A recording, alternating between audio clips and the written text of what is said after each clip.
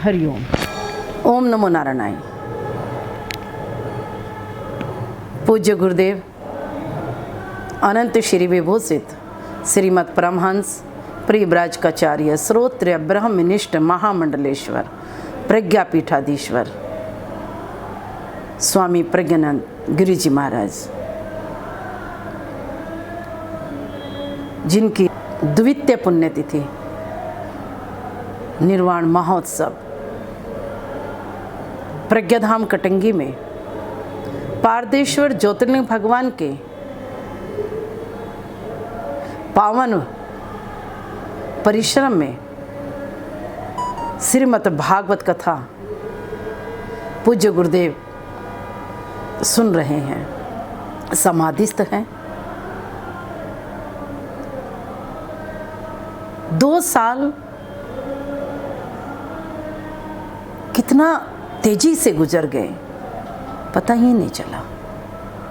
ऐसा लगता है जैसे कल ही तो गुरुदेव से बात कर रहे थे, कल ही तो उनके साथ उनके प्रवचनों का आनंद ले रहे थे।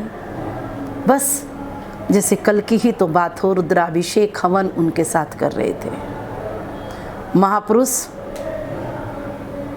संत भगवान के प्रतिनिधि होते हैं, लेकिन क्या करें, भगवान ने ऐसी व्यवस्था बनाई है।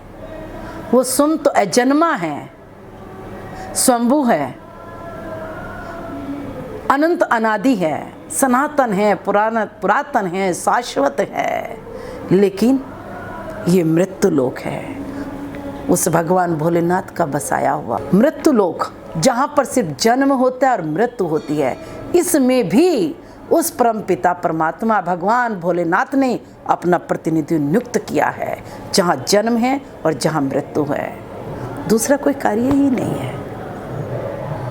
यहाँ भी अपना प्रतिनिधि नियुक्त कर दिया संत को।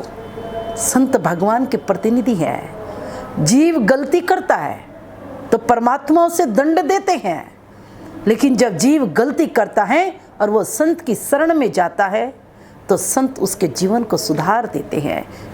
कहते हैं सब धरती कागद करूं, सब धरती कागद करूं, लेखनी सब बन राय, और 7 समुद्र का मसीही करूं, गुरु गुण लिखा न जाए।